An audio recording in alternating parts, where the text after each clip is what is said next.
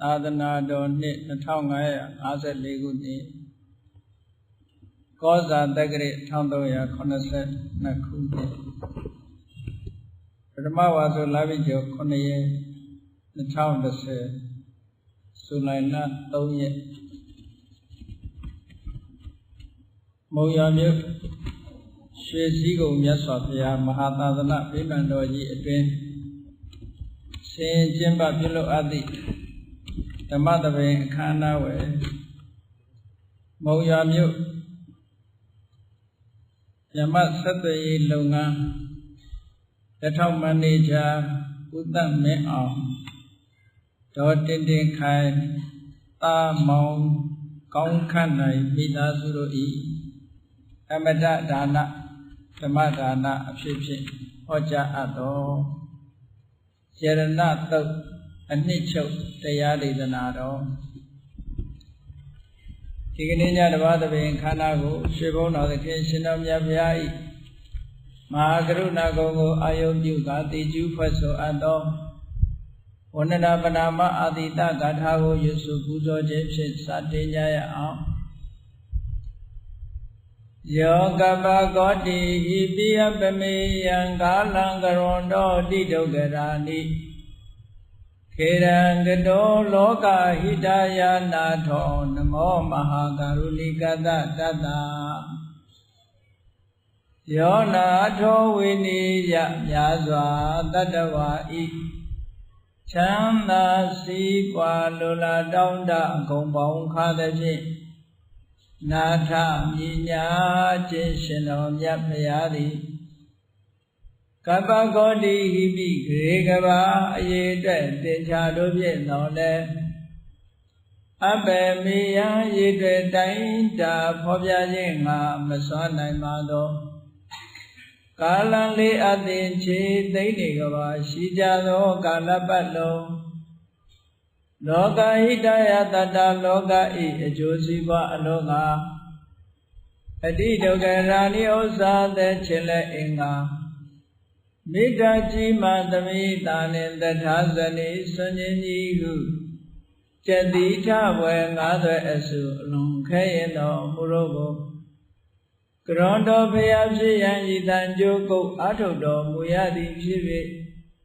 ခေရန်လက်ချေမျက်လုံးအသက်ဆုံးလည်းရဲ့နှလုံးစိတ်ဝံကိုရောဤပြမန်းခြင်းတို့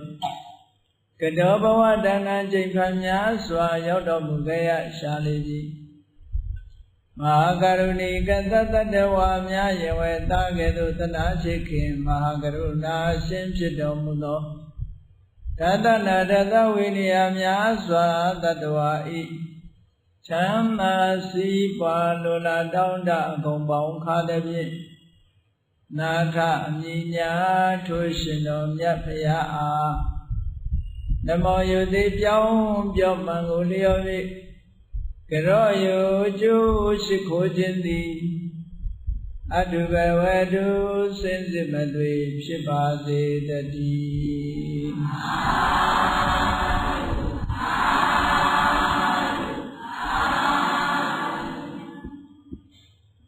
ယရဏသုတ်အနှစ်ချုပ်မြန်မာလူမျိုးတွေဘုရားဘာသာဝင်တွေနေစဉ်ကာလကလေးကပရိကြီး17သုတ်ကိုစတင်သင်ယူကြတယ်ပရိကြီး17သုတ်အလုံးကြားဘူးကြနာဘူးကြတဲ့ဒီကနေ့ယရဏသုတ်အဓိပ္ပာယ်အနှစ်ချုပ်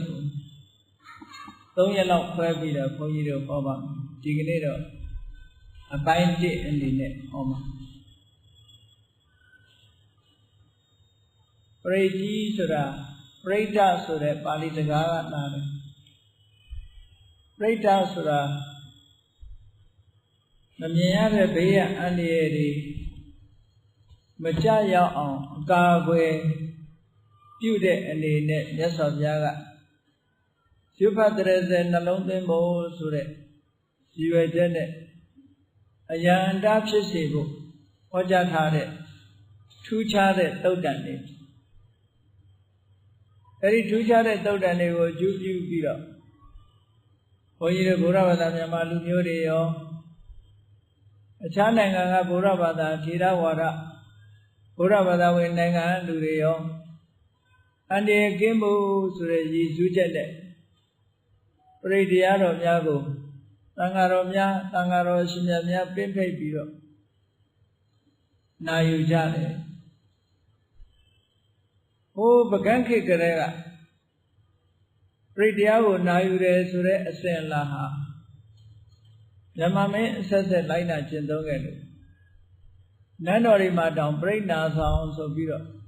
သီးသန့်အဆောင်တစ်ခုလုပ်ပြီးတော့ထားတာမျိုးတောင်ရှိလူတိုင်းဟာအန္တရာယ်ကင်းကျင်ကြတာပဲအန္တရာယ်ကင်းကျင်ကြောင်းအန္တရာယ်ကင်းရကင်းကြောင်းဒီလမ်းကောင်းတွေကိုရှာဖွေပြီးတော့လိုက်နာကျင့်သုံးကြရတယ်ဘုရားဘာသာဝင်တွေတောင်ညတဲ့မကအခြားဘာသာဝင်တွေလည်းအန္တရာယ်ကင်းကျင်ကြတာပဲသူတို့လည်းသူတို့နီးသူတို့ဟန်နဲ့အန္တရာယ်ကင်းအောင်ပြုလုပ်ကြတာလောကမှာအန္တရာယ်ကင်းတာကိုလိုလားတာလူတိုင်းရဲ့ဆန္ဒပဲလို့အန္တရာယ်ကြောက်ရောက်မှာကိုကြောက်လန့်ပြီးတော့ထိုအန္တရာယ်ကင်းရှင်းတဲ့အနေအထားမျိုးရောက်အောင်ကြိုးစားကြတယ်ဆောင်ရွက်ကြတယ်သို့သောအန္တရာယ်ကင်းအောင်ဆောင်ရွက်တဲ့ကိစ္စတိုင်းဟာအန္တရာယ်ကင်းမှုကိုဖြစ်စေနိုင်သလားလို့စစ်မှန်တဲ့နီလန်ဟုတ်သလားဆိုတာကတော့တက်ပြောလို့မရဘူးဘုရားမြတ်စွာကဒါကြောင့်မလို့အန္တရာယ်ကင်းစေတတ်တဲ့နီလန်တကယ်အန္တရာယ်ကင်းအောင်ဆောင်ရွက်နိုင်တဲ့နီလန်အစစ်များကိုပရိဒဆိုတဲ့ဒေသနာတော်တွေမှာဟောပြောပြီးတော့ထားတယ်ပရိဒတဲ့အယံအတာ protection လို့ခေါ်တဲ့အယံအတာပေါ့မမြင်ရတဲ့အန္တရာယ်ဆိုလို့ရှိရင်ကြိုတင်ပြီးတော့မသိနိုင်တဲ့အတွက်ကြောင့်အန္တရာယ်ဟာကျုံလာတတ်တယ်အဲ့လိုကျုံလာမဲ့အန္တရာယ်တွေကိုကာဝယ်ပြီးသားဖြစ်အောင်ဒီပရိတရားတော်များကိုရွတ်ပွားခြင်းပရိတရားတော်မှာလာတဲ့အတိုင်းလိုက်နာကျင့်သုံးခြင်းဖြင့်အန္တရာယ်ကင်းမှုကိုရရှိနိုင်တယ်တဲ့ဒီစီမံချက်နဲ့မြတ်စွာဘုရားကဟောထားအဲ့တော့ပရိတရားတော်မှာအန္တရာယ်ကင်းမှုဆိုတဲ့အထက်မှာအဓိကအချက်က3ချက်ရှိတယ်အဓိကအချက်3ချက်ဆိုတာဘာလို့ဆိုရင်မေတ္တာရဲ့သစ္စာရဲ့ဘုရားတရားသံဃာခုံရဲ့ပေါ့ဘုရားကုံတရားကုံသံဃာကုံကိုအာယုံပြုပြီးတော့လည်းပဲအန္တရာယ်ကင်းအောင်လုပ်လို့ရတယ်ဒါကတစ်ချက်မေတ္တာပွားပြီးတော့လည်းပဲအန္တရာယ်ကင်းအောင်လုပ်လို့ရတယ်ဒါကတစ်ချက်သစ္စာဆိုပြီးတော့အန္တရာယ်ကင်းအောင်လုပ်လို့လည်းရတယ်ဒါကတစ်ချက်အဲ့ဒီပဲအဓိကကြတာတော့မေတ္တာနဲ့သစ္စာပေါ့မြတ်စွာဘုရားသခင်ကိုရောမြတ်ကမေတ္တာတရားနဲ့သစ္စာစကားဒီနှစ်ခုကိုအရင်ထားပြီးတော့ပရိတရားတော်တွေမှာဟောထားတာမေတ္တာသုံးဆိုလို့ရှိရင်မေတ္တာကိုအခြေပြုပြီးတော့အန္တရာယ်ကင်းနည်းကိုအန္တရာယ်ကင်းစေတတ်တဲ့နည်းစနစ်ကိုမြတ်စွာဘုရားပေးထားတယ်နောက်တစ်ပတ်ခန္ဓာတုတ်ဆိုတာလည်းပဲ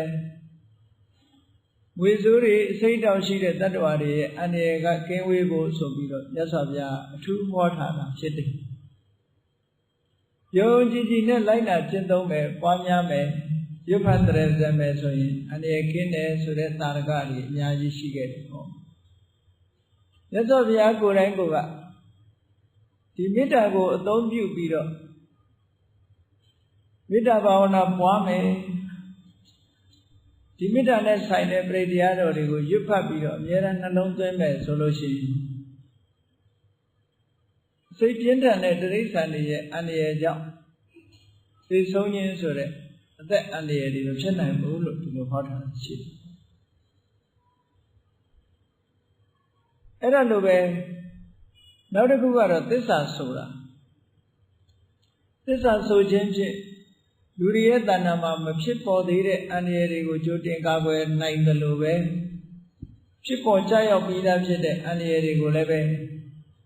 ပယ်ဖြောင်းနိုင်တယ်တားဆီးနိုင်တယ်လို့ဒီလိုအဓိပ္ပာယ်ဒါကြောင့်မို့ဒီယရဏတုတ်ဆိုတာသစ္စာဆိုတဲ့ဤကိုအသုံးချပြီးတော့မြတ်စွာဘုရားက အနေကင်းအောင်ဆောင်ရွက်ပေးခဲ့လောကမှာလူတွေကမမျှော်လင့်မဲနဲ့အနေဆိုးတွေကတ်ဆိုးတွေဘေးဆိုးတွေကြာရောက်လာတတ်တယ်ပေါ့မျှော်လင့်မထားတဲ့အနေဆိုးဘေးဆိုးကတ်ဆိုးတွေကြာရောက်လာတတ်တယ်အဲ့ဒါလိုကြာရောက်လာတဲ့အခါမှာအနေကလွတ်မြောက်အောင်လုပ်တဲ့နည်းဒါကိုမြတ်စွာဘုရားဒီသုတ္တမှာဟောပြီးတယ်သစ္စာဆိုတဲ့နည်းနဲ့အနေကိုကာကွယ်ပေးတယ်ဘေးအန္တရာယ်တွေကလွတ်မြောက်အောင်ဆောင်ရွက်ပေးတယ်အဲ့တော့ဒီယရဏတုတ်မှာဆိုရင်အားလုံးသိတဲ့အတိုင်းမြတ်စွာဘုရားလက်ထက်တော်ခါကာလတော်ကဝေသာလီနိုင်ငံကြီးဟာအလွန်စီကားခဲ့တယ်။တိုင်းပြည်အုပ်ချုပ်တဲ့မင်းနေအဲ့တော့မင်းလို့ဆိုပေမဲ့လို့ခုခေတ်တို့ပြောမယ်ဆိုရင်တော့ပါဠိမှာမင်းသားတွေလို့ဒီလိုပဲပြောအောင်မယ်ဖြစ်နေတကယ်ရာဇာဆိုတဲ့ဧကရိဘုရင်တော့မဟုတ်ဘူးအဲ့ဒီအုပ်ချုပ်တာသူတို့ကအဖွဲ့အစည်းနဲ့အုပ်ချုပ်ခဲ့တယ်အဲ့ဒါကို oligarchy system လို့ခေါ်တယ် oligarchy system ဆိုတာကအဖွဲ့အစည်းတစ်ရပ်ကနေပြီးတော့တိုင်းပြည်ကိုအုပ်ချုပ်တာ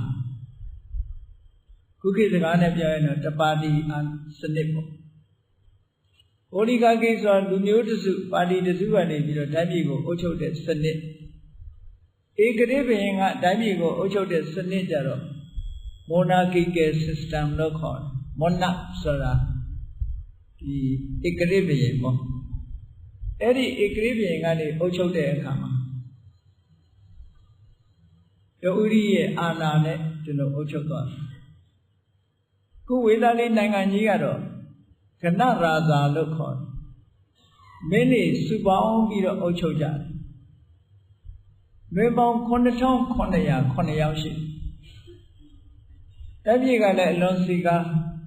ညီညွတ်ရေးကလည်းအလွန်ကောင်းတယ်မြတ်စွာဘုရားသခင်ကိုရောမြတ်ကဝေသာလီကလိဆွေမင်းတွေနဲ့ပတ်သက်ပြီးတော့အပရိဟာနိယတရား9ပါးဆိုတာဟောထားတာရှိတယ်အဲ့ဒီအပရိဟာနိယတရား9ပါးထဲမှာအဓိကကြတာကတော့အစည်းအဝေးတွေအလုံးဘာပဲလုပ်လို့ညီညီညွတ်ညွတ်အစည်းအဝေးတွေညီညီညွတ်ညွတ်ဆုံးဖြတ်တယ်ညီညီညွတ်ညွတ်အကောင့်ထဲပေါ်တယ်ဆိုတဲ့အချက်ပို့ပြီးတော့အဓိကကြတယ်နော်အဲ့တော့ဝေသာလီကြီးကလိဆွေမင်းတွေဟာဘယ်ကိစ္စမှမစိုးတညီတဲ့အစည်းအဝေးထိုင်ကြတယ်သူတို့အစည်းအဝေးထိုင်တဲ့ခုခေတ်လို့ဆိုရင်တော့လွတ်တော်လို့ပြောချင်ပြောပေါ့အစည်းအဝေးခမ်းမကြီးကတန်ထာဂါရလို့ခေါ်တန်ထာဂါရလို့ခေါ်တယ်လွတ်တော်ကြီးမှာစည်းဝေးပြီးတဲ့အခါတိုင်းရေးပြည်စီးပွားရေးစရှိတဲ့ကိစ္စတွေကိုဆောင်ရွက်ကြတယ်အဲ့ဒါလောက်စီကားတဲ့ကြီးပွားတိုးတက်လာတဲ့နိုင်ငံကြီးမှာရမယခာယာတိဥဒ္ဓမကောင်းလို့အခြေအနေဆိုးတွေကြုံတွေ့ရရှေ့ကလည်းကြုံတွေ့တာပဲအခုမြန်မာနိုင်ငံမှာဆိုလို့ရှိရင်ဒီနေ့ဆိုရင်လူရသည်မှာအမတန်ပူပြင်းတဲ့အပူတွေရာသီဥတုတွေနဲ့ကြုံတွေ့ကြအဲ့ဒါလို့မမျော်လင့်ပဲနဲ့အနေအမျိုးဆိုတာတခြားအနေတွေလည်းကမ္ဘာမှာအများအားရှိတာပဲ2004ခုနှစ်ကဆူနာမီဆိုတဲ့လှိုင်းကြီးတွေနဲ့ဒီလှိုင်းကြီးတွေကြောင့်မို့လို့အနေဆိုးတွေကြုံတွေ့ကြရတာကမ္ဘာမှာသမိုင်းမှတ်တမ်းတွေထဲမှာကြည့်ပဲဆိုရင်ရမယံကလူတွေဟာထိုကဲ့သို့အနေဆိုးတွေနဲ့ကြုံတွေ့ရတဲ့အကြိမ်တွေရှိခဲ့ကြတယ်ပေါ့ဝေသာလီပြည်မှာလည်းပဲမိုးခေါင်တဲ့ရာသီဥတုဟာဒီခါတည်းကြုံတတ်တယ်အဲ့တော့ဝေသာလီပြည်မှာမိုးခေါင်တဲ့ရာသီဥတုနဲ့တစ်ခါကြုံတဲ့အခါမှာဆိုင်စပါးတွေစိုက်လို့ပြိုးလို့မရဘူးစိုက်ပြိုးလို့မရတဲ့အခါကျတော့ဝမ်းစာစန္ဒရိတ်ခါမလုံမလောက်ဖြစ်ဒီနေ့ခေတ်မှာတော့တေယုကိုဆောင်ရေးယင်တွေကဆက်သွယ်ရေးတွေကအမတန်ကောင်းသည့်အတွက်ကြောင့်တဏှာတဒေသမှာစန္ဒရိတ်ခါမဖူလုံဘူးဆိုလို့ရှိရင်ပို့ဆောင်ပေးကြတယ်ထောက်ပံ့ပေးကြတယ်အတော်အသင့်သက်သာတယ်လို့ပြော အလုံးသိကြပါလိမ့်မယ်အာဖရိကတိုက်အီသီယိုးပီးယားနိုင်ငံမှာစားနပ်ရိက္ခာတွေပြတ်လတ်ပြီးတော့ကတ်ဆိုးဆိုတာကြာရောက်ခဲ့သေးတာပဲမကြခင်ကမှကြာရောက်ခဲ့သေးတယ်အဲ့ဒါမျိုးလို့ထိုကိထိုကာလကဆက်သွယ်ရေးကလည်းပဲအမတန်ဝေးဆက်သွယ်ရေးကလည်းမကောင်းဘူးသွားရောက်ဖို့ဆိုတာလည်းအမတန်ဝေးလံဒါကြောင့်မို့ဝေဒာလီပြည်ကြီးမှာမိုးခေါင်ရေရှားဖြစ်ပြီးတော့ကောက်ပဲသီးနှံတွေစိုက်တာပြိုးတာတွေမအောင်လို့လူဦးရေများတဲ့ဒေသမှာစားနပ်ရိက္ခာမဖူးမလုံဖြစ်ပြီးတော့လူတွေဟာအစာအာဟာရပြတ်လတ်တဲ့ဒုက္ခကြီးဘေးဆိုးကြီးနဲ့ကြုံတယ်အဲ့ဒါကိုဒုဗ္ဗိခန္တရကတ်လို့ခေါ်တယ်ဒုဗ္ဗိခဆိုတာဒုဆိုတာမပြည့်စုံတဲ့ဗိခစားနပ်ရိက္ခာစားနပ်ရိက္ခာမပြည့်စုံရှားပါပြီးတော့လူတွေဟာဝါဝါလည်းမစားကြရဘူးဟောအဲ့ဒါလို့ကတ်ဆိုးကြီးနဲ့ကြုံတာအဲ့ဒါလို့ကတ်ဆိုးကြီးနဲ့ကြုံလာတဲ့အခါတခြားနိုင်ငံတွေကလည်းလာရောက်ပြီးတော့ထောက်ပံ့ဖြည့်ရှင်းပေးနိုင်တဲ့အနေအထားမျိုးမရှိဘူးမရှိသည့်အတွက်ကြောင့်ကိုယ်နိုင်ငံဖြစ်ကိုယ်ပဲခံရတဲ့အနေအထားမျိုးမှာအဲ့ဒါလို့စားနပ်ရိက္ခာမပြည့်စုံတဲ့အခါလူတွေမှာယောဂဝေဒနာတွေကထပ်ဆင့်ပြီးတော့ဖြစ်လာတယ်အာရဒမပြေဝတဲ့အချိန်မှာယောဂဝေဒနာတွေကထပ်ဖြစ်လာတော့လူတွေဟာအသေးပြောက်တွေများလာကြယောဂကလည်းအမတန်ကုသတတ်တဲ့လင်မြန်တဲ့ယောဂအဲ့ဒီခေတ်တုန်းကတော့အဟိဝါဒရောဂါလို့ဒီလိုခေါ်တယ်အဟိဝါဒရောဂါရဲ့အဓိပ္ပာယ်ကိုကြာကြာနာနာဖွင့်ထားတာတော့မရှိဘူးသို့သောပြောမယ်ဆိုရင်စကလုံးအဓိပ္ပာယ်ကိုကြံဖန်ဖော်မယ်ဆိုရင်တော့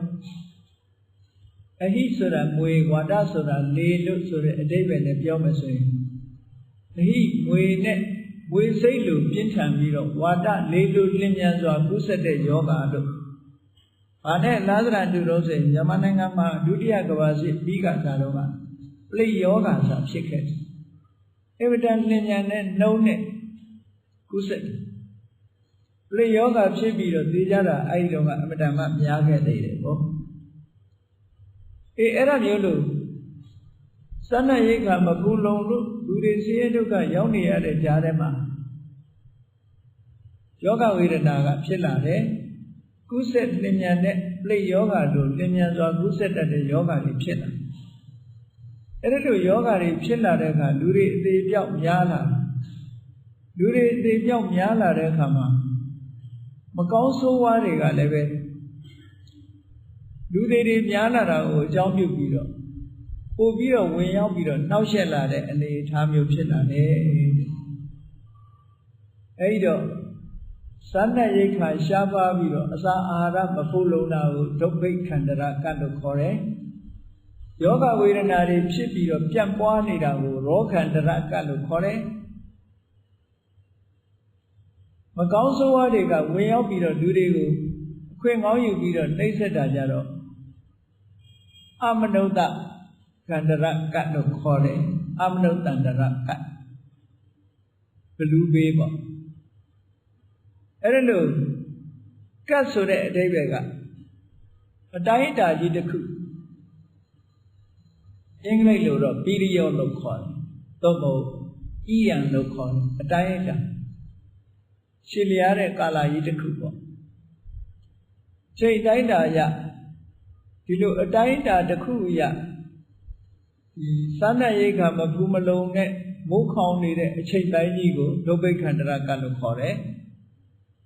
ယောဂဝေဒနာတွေဖြစ်ပြီးတော့ကူးဆက်ပြန့်ပွားနေတဲ့အချိန်ပိုင်းကိုရောခန္တရလို့ခေါ်တယ်အဲ့ဒီအချိန်မှာမကောင်းဆိုးဝါးတွေကဝင်ရောက်ပြီးတော့နှိမ့်ဆက်တဲ့အချိန်ပိုင်းကိုအမနုဿန္တရကတ်လို့ဟောရောဂမနုဿဒုဗ္ဗိခသံဗုဒ္ဓံတိဝိထံပယံလို့ဆိုတဲ့အတိုင်းဒီလိုဝေဒာလိပြည်မှာချင်းနေဆိုဘေးဆိုကတ်ဆိုကြီးကြုံကြိုက်လာအဲ့ဒါလို့ကြုံကြိုက်လာတဲ့အခါကျတော့ဒီဘေးဆိုအန္တရာယ်ကြီးကဘယ်လိုလုပ်ပြီးတော့လွတ်မြောက်အောင်လုပ်ကြမလဲတိုင်ပင်ညှိနှိုင်းကြအဲ့လိုတိုင်ပင်ညှိနှိုင်းပြီးတော့ လူတွေကအနေဆိုးတွေကြားရောက်ပြီဆိုတဲ့အခါကိုယုံကြည်ရာတွေကိုလှုပ်တတ်ကြတယ်ပေါ့နတ်ယုံကြည်တဲ့လူတွေကဘာအကြံပေးတော့ဆိုလို့ရှိရင်ပရိသတ်စာတွေပေးမယ်နတ်ပွဲတွေကျင်းပပြီးတော့တောင်းပန်မယ်လို့ဒီလိုလုပ်တဲ့နည်းတွေနဲ့လည်းဖြည့်ရှင်းတယ်မရဘူးနောက်ထပ်မရတဲ့အခါကျတော့နတ်တွေကိုတောင်းပန်တိုးရှိုးအနေဆိုးတွေကိုပေးနေတဲ့တရားဝါတွေကိုတောင်းပန်တိုးရှိုးတဲ့ပွဲတွေကျင်းပပြီးတော့တောင်းပန်တာလုပ်ကြဒါလည်းမရဘူးအဲ့ဒီလိုဤမျိုးမျိုးနဲ့ကြိုးစားကြပြီပဲလို့ဘေးဆိုးကတ်ဆိုးကြီးကနေမလွတ်ကြဘူးတဲ့အဲ့လိုမလွတ်တဲ့အခါမှာအကြံအမျိုးမျိုးပေးကြတယ်ဘာသာရေးဘက်ကိုကြည်လာကြအဲ့ဒီခေတ်ကကိုးကွယ်ရာဘာသာဟာ9မျိုးရှိတယ်လို့ပြော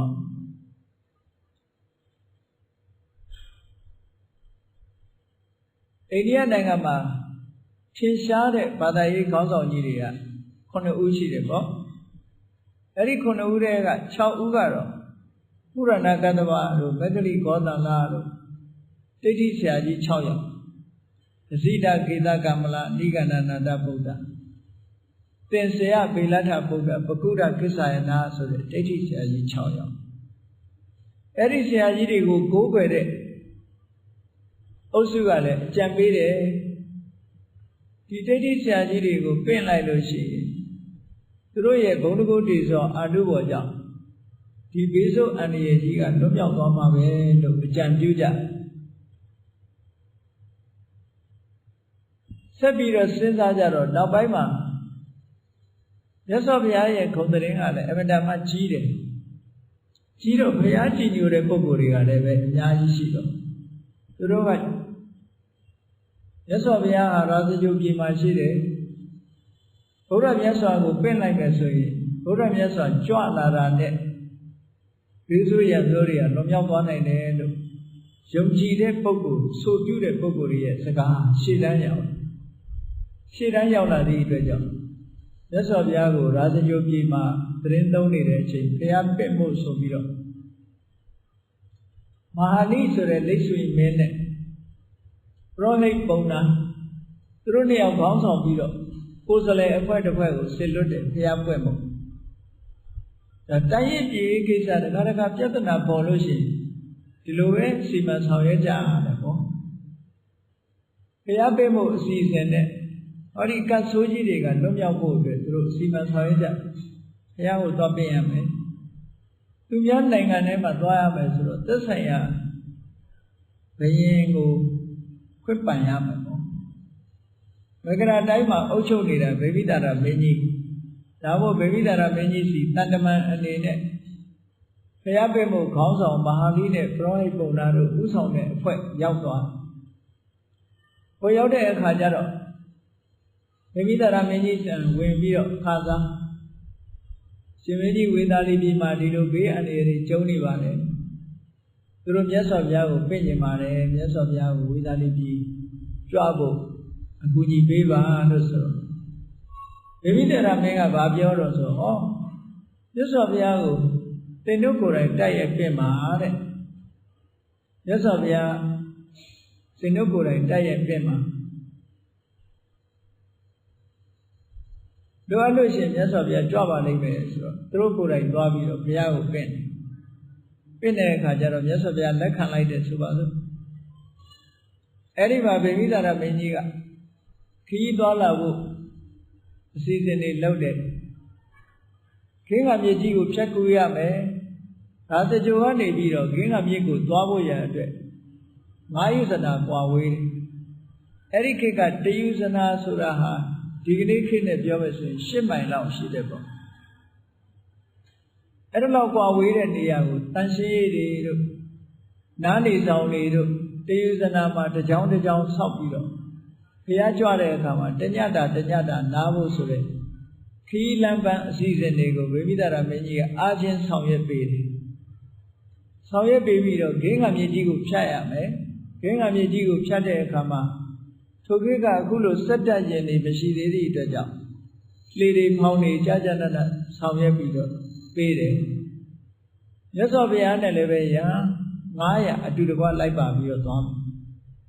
အဲ့ဒီအစီအစဉ်ကိုဗေမိသာရမင်းကြီးကအလင်းလင်းမြန်မြန်ဆောင်ရွက်ပြီးတော့ပေးတယ်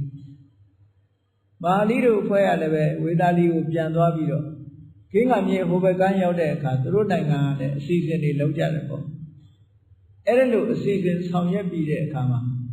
မြတ်စွာဘုရားကိုဝေသာလီပြည်ကိုပင်းလိုက်တယ်ခင်းကမြေကမ်းလည်းခင်းကမြေကြီးကိုဖြတ်ကူးပြီးတော့ဟိုဘက်ကမ်းလည်းရောက်ရောဒိဋ္ဌိတွေကအကြီးကျယ်ကြိုဆိုကြတယ်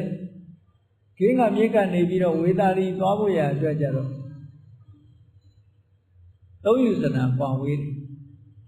အဲ့ဒီသုံးယူစနာဆိုလို့ရှိရင်၃ညအိတ်သွားရတယ်ပေါ့ရှင်းတော့ကတော့ရင်နဲ့သွားတာမဟုတ်ဘူးကုန်းချောင်းလျှောက်တာဆိုတော့၃ညအိတ်ဒီနေ့ကို8မိုင်နှုံးလောက်ခရီးသွားပြီးတော့၃ညအိတ်အဲ့လိုနဲ့မြတ်စွာဘုရားမှုရှိတဲ့တန်ဃာတွေဟာလက်ဆွေမင်းနေအစီအစဉ်နဲ့ဂင်းကမြစ်ကဆင်းပြီးတော့ကမ်းပေါ်လဲတက်လိုက်ရောအဲ့ဒီအချိန်မှာမိုးကြီးကျယ်ရွာချတယ်လို့မိုးကြီးကျယ်ရွာချလိုက်တဲ့အခါကျတော့ဝေသာလီပြည်မှာခုနကလူတွေကအမတန်များကြီးတည်ကြသည့်အတွက်ကြောင့်လူတွေလောင်းတွေကိုမမြုပ်နိုင်လောက်အောင်လူတွေကများတယ်တင်းကြိုင်းနေမှာဒီတိုင်းပြစ်ထားတဲ့အနေအထားမျိုးတွေရှိအဲ့ဒါတွေအားလုံးဟာမိုးကြီးရွာချလိုက်တဲ့အခါကျတော့ဝေသာလီတစ်မျိုးလုံးသုံးတန်တွေရောဗာရောအကုန်လုံးတန့်ရှင်းပြီးတော့သွားတယ်လို့ဒီလိုဆိုတယ်အဲ့တော့မြတ်စွာဘုရားရောက်သွားတဲ့နေ့မှာဆိုဘုရားကြွလာတဲ့လို့ဆိုလိုက်တာနဲ့တပြိုင်တည်းမြတ်စွာဘုရားကိုကြီးညိုတဲ့ဘုံတကူကြီးတဲ့နတ်တွေကလည်းပဲပါလာတတ်တယ်ဘုရားကြွလာတာနဲ့တပြိုင်တည်းဘုံတကူကြီးတဲ့နတ်တွေပါလာတာနဲ့ခုနတော့ကအန္တရာယ်ပေးတတ်တဲ့နတ်ဆိုးတွေတရေတွေဘလူးတွေအဲ့ဒါတွေကဘလို့လျောက်အချင်းချင်းဘုံတကူကြီးတဲ့နတ်တွေလာတာနဲ့သူတို့ကရှောင်တိန်ပြီးတော့ထွက်ပြေးသွားကြရမြတ်စွာဘုရားရောက်သွားတဲ့အခါမှာမြတ်စွာဘုရားကဒီဘေးဆိုးအန္တရာယ်တွေမကြရအောင်ဘယ်လိုလုပ်မလဲဆိုတဲ့စီမံချက်တစ်ခုဝေသာလီမြို့ကလည်းပဲအမတန်မှကြီးမားတယ်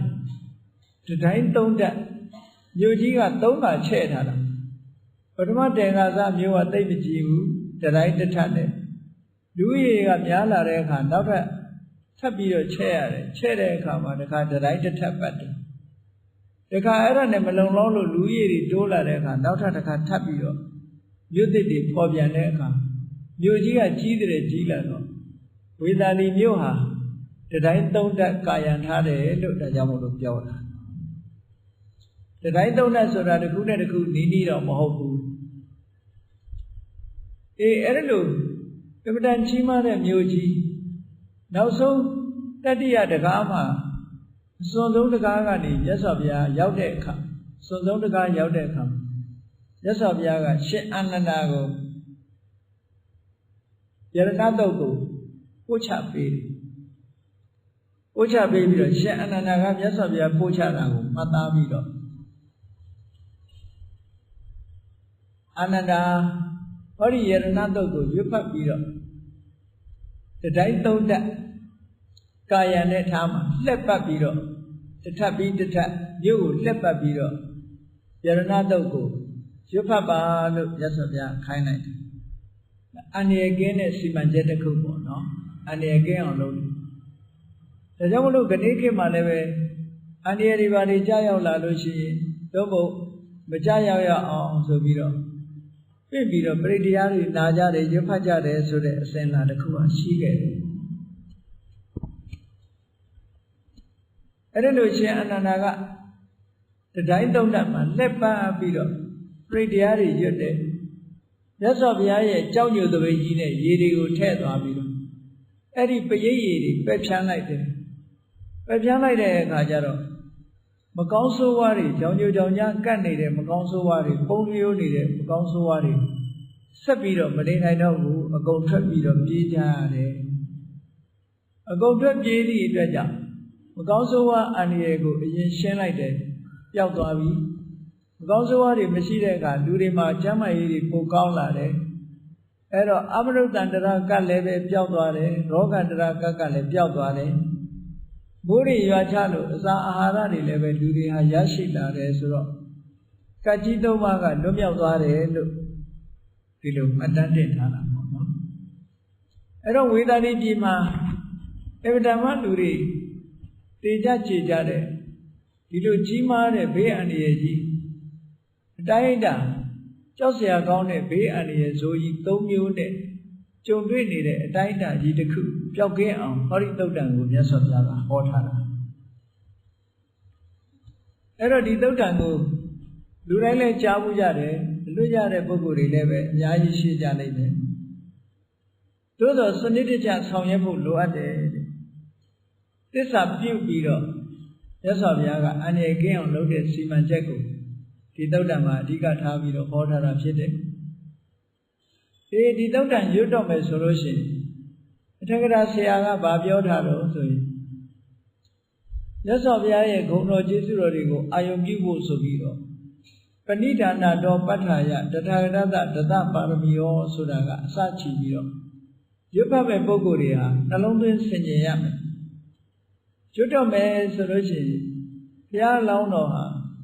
ဒီပင်ကရာမြတ်စွာဘုရားထံမှာဗျာဒိတ်ခံတဲ့အချိန်ကနေစပြီးတော့ပါရမီ7ပါးအပြား30ဖြစ်ခြင်းခဲ့ပုံစွန့်ကြီးကြီး5ပါးကျင့်ခဲ့ပုံစရိယ3ပါးကိုဖြူခြင်းခဲ့ပုံဒုက္ခရစရိယာကျင့်နေကျင့်ခဲ့ပုံအပရာဇိတပလင်မှာ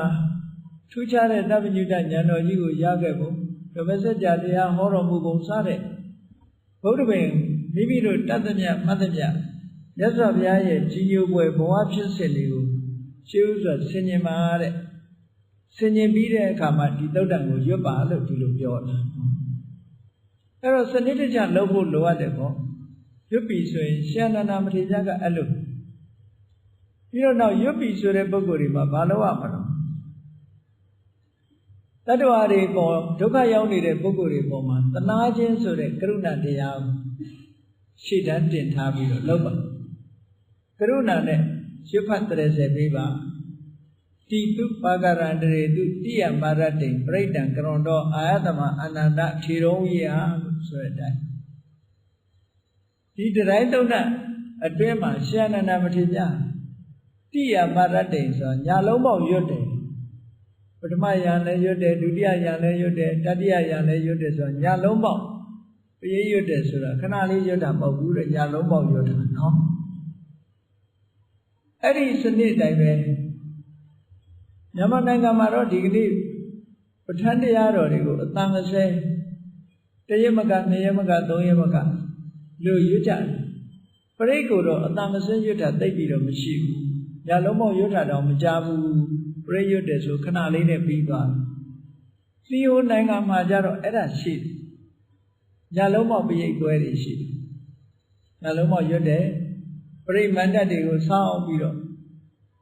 ဒီညာလုံးပေါက်ပရိယေရွတ်ပွဲတွေပါလို့ရှိသူတို့နိုင်ငံမှာတော့ပဋ္ဌာန်းရွတ်တာတော့မရှိဘူးဗမာဘုန်းကြီးတွေရောက်တဲ့အခါတခါတရံတော့ဗမာပြည်ရောက်မှုတဲ့တီယိုနိုင်ငံသားတွေကဗမာပြည်မှာအတမစဲပဋ္ဌာန်းပွဲတွေကိုတွေ့ခဲ့မှုသည့်အတွက်သူတို့ကလည်းတခါတရံတော့ပြေရွတ်တာဗမာဘုန်းကြီးတွေရှိတဲ့အခါမှာတော့ပြေရွတ်တာတော့ကြုံဘူးတယ်ပေါ့နော်ပရိတ်ပွဲကတော့သူတို့ကြာကြာနာနာလုပ်တယ်ပရိတ်မန္တတွေပရိတ်အိုးတွေပရိတ်ရည်တွေနဲ့ညာလုံးပေါက်ရွတ်တယ်ရှင်အနန္ဒမထေရမြတ်ဟောဒီယရဏသုတ်ကိုရွတ်တဲ့အခါမှာလည်းပဲညာလုံးပေါက်ရွတ်တယ်အဲ့ဒါလို့ညာလုံးပေါက်ရွတ်ပြီးတော့မြတ်စွာဘုရားသခင်ကိုရောမြတ်ကအဲ့ဒီချိန်မှာတန်ထာဂါရလို့ခေါ်တဲ့အစည်းအဝေးဆောင်ကြီးမှာမြတ်စွာဘုရားကိုပြင်ကြတယ်အားလုံးအဲ့ဒီနေရာမှာစုဝေးပြီးတော့တရက်လည်းမဟုတ်ဘူး9ရက်တိတိဒါစကြိုပြေမှာအန္တရာယ်ကင်းပြီးဆောင်ရွက်ကြမြတ်စွာဘုရားကအဲ့ဒီတန်ထာဂါရဆိုတဲ့လွတ်တော်အဆောက်အဦကြီးထဲမှာဒီယရဏတုတ်ကိုပဲ9ရက်တိတိဟောခဲ့တယ်ထပ်ပြီးတော့အန္တရာယ်ကင်းမှုကြီးမှရည်ရွယ်ချက်နဲ့ထပ်ပြီးတော့ဟောတယ်မြတ်စွာဘုရားဟောထားတဲ့ဒီယရဏတုတ်ပြိတ္တရားတော်ကြီးဟာ လောက်ထိအောင်ပြန့်နှံ့တယ်လဲလို့ဆိုလို့ရှိရင်ကောတိတတသဟတေတုစက္ကဝါလေတုဒေဝတာယတ္တနံပဋိကနန္တိယင်္စဝေတာလေးရပူရေလို့စัจ java လာဂရိတသိန်းကနတ်တွေကမြတ်စွာဘုရားတရားတော်ကြီးတကုအာနာပါဝါကိုခံယူထားတာဖြစ်သောကြောင့်မြန်မာနိုင်ငံလိုနိုင်ငံလေးတစ်နိုင်ငံဒါတွေမကဘူးအခုလိုမုံရွာမြို့လေးတစ်မြို့တည်းဒီလိုမဟုတ်ဘူးအားလုံးစัจ java လာဂရိတသိန်းထီအောင်မြတ်စွာဘုရားဟောတဲ့ဒီယရဏတုတ်ရဲ့တကုအာနာပြန့်နှံ့တယ်လို့ဒီလိုပြောစွန့်ရည်တတ္တိဟာအလောက်ထီအောင်ကျယ်ပြန့်တယ်လို့ပြောတဏှာရဲကရွတ်လိုက်လို့ရှိရင်လူသားတွေအနေနဲ့မကြားနိုင်ပြီပဲလို့စัจ java လာမှာရှိတဲ့နတ်တွေကတော့ဒါတွေကိုအလုံးကြားနိုင်တဲ့အနေထားရှိတယ်ဒါကြောင့်မို့ဟောဒီယရဏတုတ်ကိုရွတ်လိုက်လို့ရှိရင်စัจ java လာဂရေတသိန်းမှာရှိတဲ့နတ်တွေကဒီမြတ်စွာဘုရားရဲ့တကုအာနာပါဝါကိုတရားတော်မြတ်ကိုခံယူကြည်ညိုထားသည့်အတွက်ကြောင့်စัจ java လာဂရေတသိန်းမှာအန္တရာယ်တွေကင်းနိုင်တယ်လို့ဒီလိုဆိုတာနော်အဲ့ဒါတော့အစွမ်းထက်တဲ့ပြိတရားတော်ကိုလေးလေးနဲ့ထားပြီးတော့အတိတ်ပဲသိဖို့အမှန်တမ်းမှအရေးကြီးတယ်ပေါ့။တမန်ရွရွစင်ရွတ်သွားတဲ့အခါကျတော့ဘာမှမသိလိုက်တော့ဘာမသိလိုက်တကယ်ကတော့ယရဏတုတ်ဆိုတာသစ္စာကိုအသုံးပြုပြီးတော့မြတ်စွာဘုရားကအန္တရာယ်ကင်းအောင်စီမံပေးတာပဲအချိန်ချင်းထပ်ထပ်ရွတ်တယ်အဲ့တော့သစ္စာဆိုတဲ့နေရာမှာဘုန်းကြီးတို့စာပေကျမ်းဂန်မှာသစ္စာကို6မျိုးခွဲပြထားတာရှိတယ်ပေါ့သစ္စာဆိုတဲ့စကားလုံးလေးအောက်မှာ6မျိုးရှိတယ်တစ်မျိုးကဘာလဲလို့ဆိုလို့ရှိရင်ဝစီသစ္စာစာထဲမှာတစ်ခါတည်းဝါစာသစ္စာလို့လည်းခေါ်တယ်ဝစီသစ္စာဆိုတာနှုတ်ကပြောလို့ရှိရင်မှန်တာပဲပြောတယ်လိမ့်မပြောဘူးအမှန်တိုင်းပြောတယ်အဲ့ဒါကိုဝစီသစ္စာလို့ခေါ်တယ်အဲ့ဒီဝစီသစ္စာအဝိဓမ္မစွမ်းရည်တတိထက်တယ်လို့ပြောတယ်ဒီလောကလူတွေကတော့မူသားမပါလင်္ကာမချောဆိုပြီးတော့နည်းနည်းလေးတော့အပူအမိုလေးနဲ့မှားမှားယွင်းယွင်းလေးထည့်ပြောလေးရှိကြတယ်ပေါ့မူသားပါမှချောတယ်ပြေးတယ်လို့ဒီလိုထင်မြတ်စွာဘုရားတရားတော်ကြတော့အဲ့လိုမဟုတ်ဘူးမှန်မှန်ကန်ကန်ပြောရမယ်မှန်မှန်ကန်ကန်ပြောတာတကုအာနာရှိတယ်ပြောနော်မှန်ကန်တဲ့စကားတကူရှိတယ်ဘာဖြစ်လို့လဲဆိုတော့ရှင်းတော့ကဒီလိုသစ္စာဆိုပြီးတော့ရေကိုဖြတ်ကူတာတွေရှိခဲ့ဘူးတယ်နော်ရေကိုဖြတ်ကူတာတွေရှိခဲ့ဘူးတယ်သစ္စာဆိုပြီးတော့အစိတ်တွေသိရောက်နေတဲ့အစိတ်တွေကိုပြေပြောင်းသွားအောင်လုပ်တာရှိတယ်အမျိုးမျိုးပဲလောကမှာဒီသစ္စာတရားရှိနေတဲ့အခါမှာနော်အလိုလိုသစ်ပင်တွေကတောင်မှဆေးဘက်ဝင်တယ်လို့မြန်မာမှာဒီလိုအဆိုတွေရှိကြတယ်သစ္စာရဲ့တကောဟာအမှန်တမ်းကြီးမားတယ်လို့ဒီလိုပြောတာအဲ့ဒီသစ္စာကိုအသုံးပြုပြီးတော့မြတ်စွာဘုရားကဒီမှာဒီလိုဟောခဲ့တာနော်အဲ့တော့ဝစီသစ္စာဒါကသစ္စာတစ်ခုနောက်သစ္စာတစ်ခုကဘာလို့ဆိုဝိရတိသစ္စာဝိရတိသစ္စာဆိုတာသင်ပြောခြင်းမှရှောင်ကျင်မှုပဲတခါတရံဝိရတိရှောင်ကျင်မှုကိုကောက်ရှိတယ်အဲ့ဒါကဝိရတိသစ္စာနောက်တစ်ခုကဘာလို့ဆိုဒိဋ္ဌိသစ္စာအမြင်နဲ့ပတ်သက်လာပြီးကိုယ်အမြင်ကသာမှန်တယ်တခြားအမြင်ကမမှန်ဘူးလို့ပြောတာဣဒမေဝသစ္စာမောဂမေညာဒီယူဆတာမှန်တယ်အခြားယူဆမမှန်ဘူးလို့ပြောတယ်အဲ့ဒီလိုနေရာမျိုးမှာဒိဋ္ဌိသစ္စာလို့ဆိုလိုတယ်နောက်တစ်ခါကျတော့ဗြဟ္မဏီကသူတို့ရဲ့အယူဆကိုအမှန်တရားလို့သူတို့ကထုတ်ဖော်ပြောတဲ့အချက်တွေရှိတယ်အဲ့ဒါကိုတော့ဗြဟ္မဏသစ္စာလို့ဒီလိုနာမည်ပေးထားတာရှိတယ်ပေါ့နောက်တစ်ခါလုံးဝအမှားယွင်းမရှိတဲ့အမှန်တရားကိုတော့ပရမတ္ထသစ္စာနိဗ္ဗာန်ကိုတော့ပရမတ္ထသစ္စာလို့ဒီလိုခေါ်တယ်တခါအရိယသူတော်စင်တို့သိရတဲ့ဒုက္ခသမုဒိယនិရောဓမက္ခလို့ဆိုတဲ့သစ္စာကိုတော့အရိယသစ္စာလို့ခေါ်တယ်အလုံးပေါင်းလိုက်တဲ့အခါကျတော့သစ္စာ6မျိုးတဲ့သစ္စာဆိုတဲ့စကားလုံးလေးအောက်မှာဒီလို6မျိုးခွဲရတယ်6မျိုးခွဲခြားပြီးတော့သိရမယ်6မျိုးခွဲခြားပြီးတော့လိုအပ်တဲ့သစ္စာဘာလဲလို့ဆိုတာကိုကောက်ယူရမယ်ပေါ့ အခုဒီနေရာမှာယရဏတုတ်မှာဟောထားတဲ့သစ္စာကတော့ဝစီသစ္စာပဲမှန်ကန်တဲ့စကားကိုပြောတဲ့ဝစီသစ္စာပဲအဲ့ဒီသစ္စာကိုအသုံးပြုပြီးတော့မြတ်စွာဘုရားအန္တရာယ်ကင်းအောင်ဆောင်ရွက်ပေးတယ်အဲ့ဒီလိုအန္တရာယ်ကင်းအောင်ဆောင်ရွက်တဲ့နေရာမှာဘုရားကုံတရားကုံသံဃာကုံဆိုတာအဓိကထားဒါကြောင့်မလို့ယရဏသုံးပါးရဲ့ဂုဏ်ကိုအာယုံပြုပြီးတော့သစ္စာဆိုနိုင်အောင်လို့မြတ်စွာဘုရားကဘုရားကုံတရားကုံသံဃာကုံဒါတွေနဲ့ထုတ်ဖော်ပြီးတော့သစ္စာဆိုခိုင်းခဲ့တယ်မြတ်စွာဘုရားဂုဏ်တော်နဲ့ပတ်သက်ပြီးတော့ဂါထာ၃ပုဒ်ရှိတယ်အဲ့ဒါဘုရားကုံနဲ့ပတ်သက်ပြီးတော့ဆိုတဲ့သစ္စာဂါထာ၃ပုဒ်တရားကုံနဲ့ပတ်သက်ပြီးတော့ဆိုတဲ့ဂါထာက၂ပုဒ်ရှိတယ်သံဃာကုံနဲ့ပတ်သက်ပြီးတော့ဆိုတာက၈ပုဒ်ရှိတယ်အခြေခံဟောပြောတာက၂ပုဒ်ရှိတယ်အဲ့တော့ယရဏတုတ်မှာ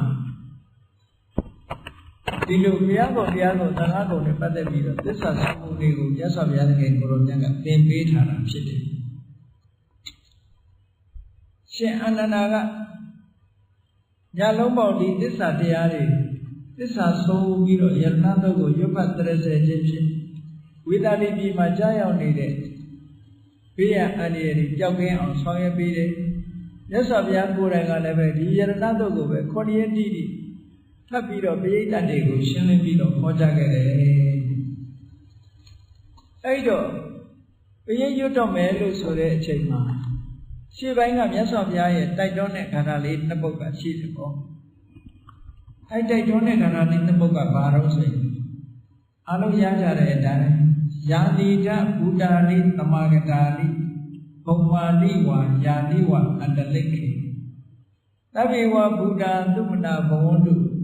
အထောပိသက္ကိစ္စသုဏန္တုဘာတိတံဆိုတာဒါအမြဲတမ်းသဘာဝကြတယ်မြတ်စွာဘုရားနတ်တွေရဲ့အကူအညီကိုရှေးဥစွာယူတယ်နတ်တွေရဲ့အကူအညီကိုရှေးဥစွာယူအဲ့တော့နတ်ကိုးကွယ်တာနဲ့နတ်အကူအညီယူတာနဲ့တခြားစီရောထွေးပြီးတော့အဲ့ဒါနတ်ကိုးကွယ်တာတွေကိုအပြစ်တင်ရုံနဲ့အပြစ်တင်ပြီးတော့ဒီနတ်ကိုမေတ္တာပို့တာတွေရောအမျှဝေတာတွေရောဒါတွေပါပုတ်ခတ်ပြီးတော့မပြောသင့်ဘူးပေါ့ကိုးကွယ်တာကတော့ဗုဒ္ဓဘာသာလေးအနေနဲ့တရားတရားသံဃာပဲကိုးကွယ်ရမှာပေါ့ကိုးကွယ်တာနဲ့ခုနကမိတ်ဆွေတွေကတခြားစီပဲလေအဲ့တော့ဒီမှာကြည့်ယာနိဒဘူတာလိသမဂတာလိဘုံမာလိဝါယာနိဝအန္တလိခေဆိုတော့ဒီပေါ်မှာရှိတဲ့နတ်ပဲဖြစ်ဖြစ်ကောင်းကင်မှာနေတဲ့နတ်ပဲဖြစ်ဖြစ်ဟောဒီနေရာဌာနရောက်ရှိနေကြတဲ့နတ်တွေအားလုံးနဲ့သဗ္ဗေဝဘူတာသုပနာဘဝန္တု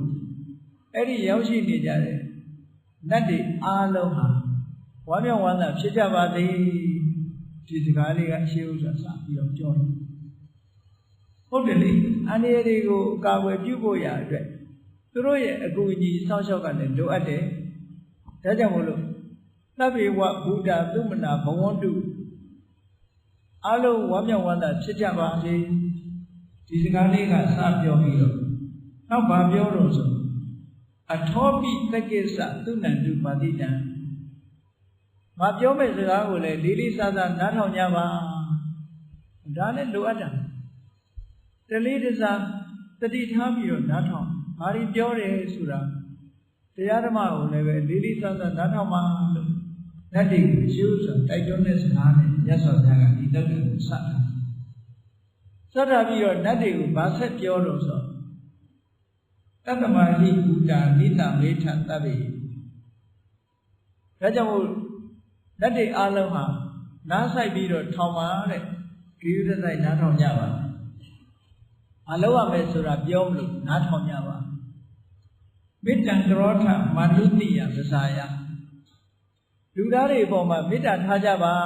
တဲ့မုန်းတီးမှုမလုပ်ကြပါနဲ့လို့ဒီလိုပြောဟောနတ်တွေကိုလူတွေကလည်းပဲနတ်တွေကိုမေတ္တာပို့ရတယ်လို့နတ်တွေကလည်းလူတွေပေါ်မှာမေတ္တာထားပါလို့မြတ်စွာဘုရားတဦးနဲ့တူချစ်ခင်မှုဆိုတာအဓမ္မအရေးကြီးလောကမှာအမုန်းတရားတွေပြန့်ပွားလာလို့ရှိရင်အန္တရာယ်ကြီးတွေဒီကနေ့ခေတ်ကြီးပဲလူသားတွေချင်းချင်းပြင်းထန်တဲ့အာဃာတတရားတွေရှိတဲ့အခါကိုနာဘုံခွဲဒီနာဘုံခွဲတဲ့ကဘာမှာသာရရိစင်ဆိုတာလေးပေါ်လာကုန်တယ်ပေါ့ ဒုက္ခရောက်အောင်လူသားတွေဒုက္ခရောက်အောင်လုပ်တဲ့အမှုအကျင့်တွေဒီကနေ့ခေတ်မှာပေါ်လာအဲ့ဒါတွေဟာဘာကြောင့်ဒီလိုဖြစ်ရတာတော့ဆိုပြင်းထန်တဲ့အမုန်းတရားတွေကြောင့်ဖြစ်တာတဦးနဲ့တူမေတ္တာထားနိုင်မယ်ဆိုလို့ရှိရင်ဒီအနေထားမျိုးမရောက်ဘူးလို့ပြောတယ်ဒါကြောင့်မို့လို့နတ်တွေကလည်းလူသားတွေပေါ်မှာမေတ္တာထားကြပါလို့မြတ်စွာဘုရားရှင်းဥစွာတိုက်တွန်းဘာဖြစ်လို့လူသားတွေပေါ်မှာမေတ္တာထားခိုင်းတာတော့အကြောင်းမဲ့လားလို့ဆိုမဟုတ်ဘူးလူသားတွေဒီဝါစရတ္တောစဟရန္တိယေပလေတတ္တမဟိနေရခထအပမတလူတွေကပရိသတ်ဆပေးနေကြတယ်ကိုယ်အိမ်ကိုမှကိုယုံကြည်ရတချို့လူတွေကဟုတ်လားအုံသီးဆွဲထားတယ်နော်နဂနာပေးထားတယ်အုံကပြောတင်ထားတယ်နတ်တွေကိုပြီးတော့မေတ္တာပို့တယ်အမျှဝေတယ်ဒီစဉ်ကုသိုလ်ကောင်းမှုလုပ်တိုင်းတတ္တဝါတွေအားလုံးကိုအမျှဝေတာဒီအမျှဝေတာဟာလည်းပဲဒါသူတို့ကိုပူဇော်တဲ့သဘောပဲနတ်ကိုပူဇော်တဲ့သဘောပဲကိုလုပ်တဲ့ကုသိုလ်ကောင်းမှုလုပ်ပြီးတိုင်း30ဘုံနဲ့ကျင်လီကြဖို့တော့လူနဲ့ရှင်မသတ္တဝါတို့ချမ်းသာကြပါစေအမျှရကြပါစေဆိုဒါသူတို့ပူဇော်တာပဲအမျှနဲ့ကုသိုလ်နဲ့ပဲပူဇော်ပေးတာအဲ့ဒါကြောင့်မို့လို့မြတ်စွာဘုရားကဒီဝါစရတ္တောစဟရန္တိယေပလေတတ္တမဟိနေရခထအပမတ္တာလူတွေဟာနေရောညပါလက်တွေပေါ်မှာပူဇော်နေကြတယ်တဲ့ဒါကြောင့်မို့လို့လူတွေကိုဒုက္ခမရောက်အောင်ဆွမ်းလျှောက်ကြပါလို့ရှေးဥစွာတိုက်တွန်းတယ်ဒါယရဏတုတ်ထဲမှာရှေးဥစွာတိုက်တွန်းတဲ့စကားတစ်ခုဟောအဲ့ဒါနတ်ကိုးကွယ်တာလည်းမဆိုင်ဘူးနော်နတ်ကိုးကွယ်တယ်မဆိုင်နတ်ဆိုတာနဲ့အကုန်လုံးရောပြီးတော့ကိုးကွယ်မှုဆိုတာဘာပြောနတ်ကခိုင်းရင်အကုန်လုံးတာနော်နတ်ကနေပြီးတော့ငါတတ်ပြီးတော့တင်ရမယ်ဆိုလဲငါတတ်မယ်နွားတတ်ရမယ်ဆိုလဲတတ်မယ်ဆိုရင်အဲ့ဒါတော့နတ်ခိုင်းတာနတ်ကိုးကွယ်တယ်ခေါ်ဒါဒီလိုမဟုတ်ဘူးအချင်းချင်းပြန်လာကိုယ်အိမ်လာတဲ့မိတ်ဆွေကိုကျွေးတာပွေးတာလဲဒါပူဇော်တယ်လို့ခေါ်တာပဲပူဇော်တယ်လို့ခေါ်တယ်ကိုယ်အိမ်ရောက်လာလို့ရောက်လာတဲ့ပုဂ္ဂိုလ်တွေကိုဟုတ်လားကော်ပီလေးတစ်ခွက်တိုက်ရင်လည်းဒါပူဇော်တာပဲသမင်းတစ်နက်ကျွေးရင်လည်းပူဇော်တာပဲအဲ့တော့နတ်တွေပူဇော်တာဆိုတာကိုစားတဲ့ထဲကနေပြီးတော့သူတို့ကိုရည်ညွှန်းပြီးတော့ပေးရင်လည်းသူတို့ဝမ်းသာမှာပဲသူတို့ကိုပူဇော်တယ်အသိမှတ်ပြုတယ်ဆိုတဲ့အလုံးဟာဒီဟာနတ်ကိုးကွယ်တာလေတခြားစီလို့ဒီလိုမှတ်ရမယ်။မြတ်စွာဘုရားဟောတဲ့ဒီယရဏတုတ်ထဲမှာကြည့်တယ်။တတ္တမဟိဘုဒ္ဓတိတမေထသဗ္ဗေဘုဒ္ဓဆိုတာနတ်တွေပြောတယ်။အေးနတ်တွေအားလုံးနားဆိုင်ပြီးတော့ထောင်ကြပါတဲ့။မေတ္တကရောထမနုတိယပဇာယလူသားတွေပေါ်မှာမေတ္တာထားကြပါမနှောက်ယှက်ကြပါနဲ့လူသားတွေကိုဆွမ်းရှော့ကြပါဘာဖြစ်လို့တော့ဆိုလို့ရှိရင်ဒီဝါစရတ္တောစဟရန္တိယေပလေလူတွေကလက်တွေပေါ်မှာကိုယ်အတိုင်းတာအလိုက်ပူဇော်နေကြတယ်တတ္တမဟိနေရခထအပမတ္တဒါကြောင့်လူတွေကိုဆွမ်းရှော့ကြပါလို့ဟောဒီစကားကိုမြတ်စွာဘုရားအရင်ပြောဆိုလိုတာကဒီစကားကလူတွေနဲ့နတ်တွေကိုမိတ်ဆက်ပေးလိုက်တာဟောမြတ်စွာဘုရားကြွလာတယ်ဆိုလို့ရှိရင်နတ်ပရိသတ်ကလည်းပါးလာတာပဲဘုရားရောက်တဲ့နေရာနတ်ပရိသတ်တွေဘုရားတွေမဟုတ်ဘူးသီလသမာဓိရှိတဲ့ပုဂ္ဂိုလ်တွေနတ်ပရိသတ်ကပါလာတယ်သူတို့ကိုစောင့်ကြတဲ့နတ်တွေတို့အလုံးမှာရှိတဲ့အိမ်မှာရှိတဲ့နတ်တွေအိမ်ဆောင်နတ်တွေခြံဆောင်နတ်တွေချောင်းဆောင်နတ်တွေတောဆောင်နတ်တွေတောင်ဆောင်နတ်တွေဒါတွေကသူတို့လည်းပဲကိုယ်နေရာအသီးသီးမှာနေနေကြတာအဲ့ဒီနတ်တွေနဲ့လူတွေနဲ့မိတ်ဆက်ပြီးတော့ပေးတယ်အခုမုံရမြို့မှာထင်ရှားသွားတဲ့အပဒံထင်ရှားကြော်ကြတဲ့တပိဓမ္မာဘက်မှာလည်းပါရဂူမြောက်တက်မြောက်သွားတယ်လေဒီဆရာတော်ဘုရားကြီးဆိုတာလေအလုံးသိကြတယ်ဟောလေဒီဆရာတော်ကြီးကလည်းကြည့်လေဒီဆရာတော်ကြီးကနတ်ပူဇော်တာမဟုတ်ဘူးသို့တော်လည်းနတ်ကိုရှိခိုးတာနတ်ကိုးကွယ်တာမဟုတ်ဘူးသို့တော်လေဒီဆရာတော်ကြီးကမေတ္တာပို့တယ်အမျှဝေတယ်ဒါကြောင့်မလို့နတ်တွေကလေဒီဆရာတော်ကြီးကိုဆောင်းရှောက်တယ်ကြည့်လေမိုးတွေဘာတွေခေါင်းနေတယ်မိုးမရွာဘူးဆိုလေဒီဆရာတော်ကြီးကမိုးကမွာရွတ်ပြီးတော့သစ္စာဆိုပေးတယ်မိုးတွေရွာလာတယ်အင်္ဂလိပ်ခေတ်ကလည်းမြန်မာနိုင်ငံမှာမိုးခေါင်ရေရှားတွေဖြစ်ခဲ့ဘူးလေလေဒီဆရာတော်ကြီးကမိုးကမွာတို့ဘာတို့တီထွင်ပြီးတဲ့အခါမှာအခုလိုသစ္စာတွေဆိုပြီးတော့မိုးကမွာတွေဘာတွေရွတ်ပေးတဲ့အခါ မိုးတွေရွာလာတယ်လို့ဒီလိုမှတ်တမ်းတွေရှိတယ်လွန်ဆွဲလို့မိုးရွာတယ်လို့ဆိုတဲ့ဟာတော့အကြောင်းမဲ့တက်တယ်အဲ့ဒါဟာနော်အဲ့တော့နတ်တွေနဲ့လူတွေမမြင်ရပေမဲ့လို့နတ်တွေနဲ့လူတွေဟာအပြန်အလှန်ချစ်ချစ်ခင်ခင်ရှိဖို့ဆိုတဲ့အဓိပ္ပာယ်ကိုဟောဒီမှာယရဏသုတ်ကိုဖော်ပြထားတာပေါ့အဲ့ဒါကိုမေတ္တာပို့ခြင်းအမြပေးဝေခြင်းဖြင့်နတ်နဲ့လူဟာချင်းချင်းမေတ္တာချင်းကူးဆက်ပြီးတော့သွားနိုင်တယ်အဲ့ဒါကရှေ့ပိုင်းကမြတ်စွာဘုရားဟောပြီးတဲ့အခါကြည်ဝေဒနာတိကအန္တရာယ်ကင်းအောင်ပါဟောတယ်လို့ဆိုဘုရားကုံနဲ့သစ္စာဆိုဖို့ကိုမြတ်စွာဘုရားဟောတယ်ယံကိစီဝိတံဣဒဝါပုရဝါတက္ကေတုဝါယံရတနံနာနောသမံအဋ္ဌိတထာဂတေနဣဒံမိဗုဒ္ဓေရတနံပဏိတံဧတေနသစ္စေနသောတိဟောတုဒီခါတာစပြီးတော့သစ္စာဆိုဖို့ကိုမြတ်စွာဘုရားပြယံကိစီဝိတံဣဒဝါပုရဝါဆိုဣဒဝါဆိုဟောဒီလောကမှာပဲဖြစ်စေသို့မဟုတ်လူပြည်မှာပဲဖြစ်စေ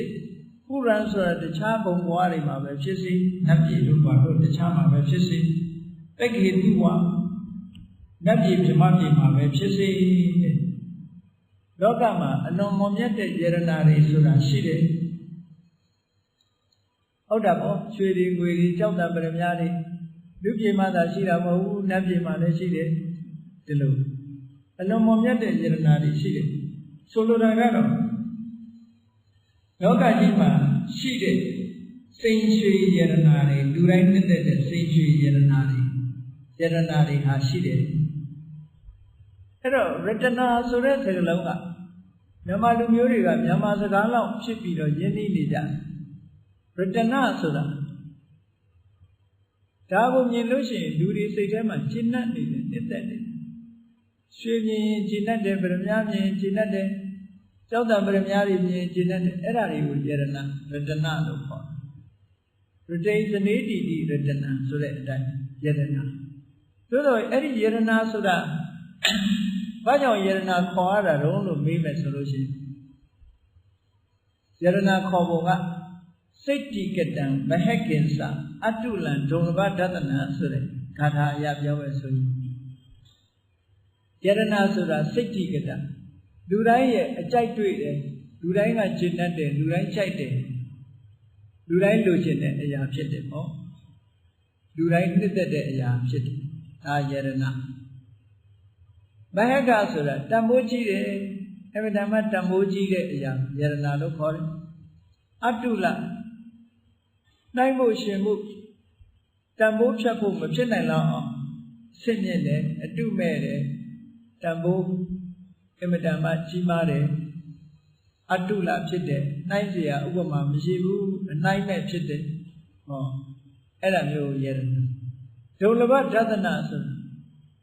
တွေးဖို့မြင်ဖို့ရခဲတဲ့အရာဖြစ်တယ်လမ်းကဲနဲ့ကြောက်တွေဘလောက်ပေါ်နေယရနာလို့ဆိုတဲ့ဗရမ များကြောက်ကြတော့တွေ့ရခဲတယ်ပေါ့အမတန်မှရှားပါတယ်ပေါ့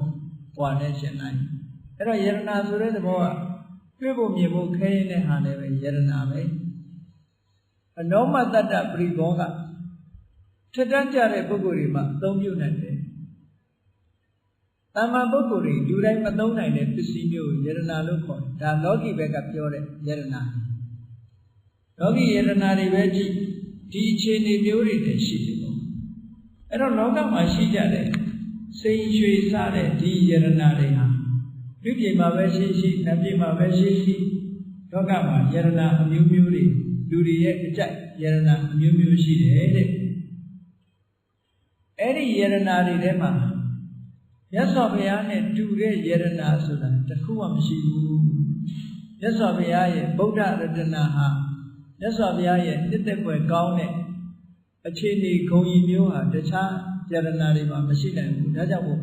ယရနာလို့ခေါ်လို့ရှိရင်မြတ်စွာဘုရားရဲ့ဂုဏ်အရေးချင်းတွေကတကယ်ယရနာဖြစ်တဲ့ဒီစကားကိုပြောလိုက်တယ်အဲ့ဒီစကားမြတ်စွာဘုရားရဲ့နှစ်သက်ွယ်ဂုဏ်ကြီးတွေဟာအင်မတန်မှရတိုးွယ်ကောင်းတဲ့ယရနာအစစ်တွေတာဖြစ်တယ်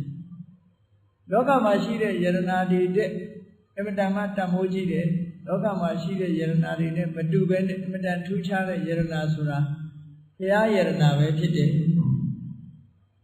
ဧတေနသစ္စေနသောတိဟောတုဒီမှန်တဲ့စကားကိုဆိုလိုက်ရလို့တတ္တဝါတွေချမ်းသာကြပါစေဟောဒီသစ္စာဆိုတယ်ဆိုတဲ့နေရာမှာ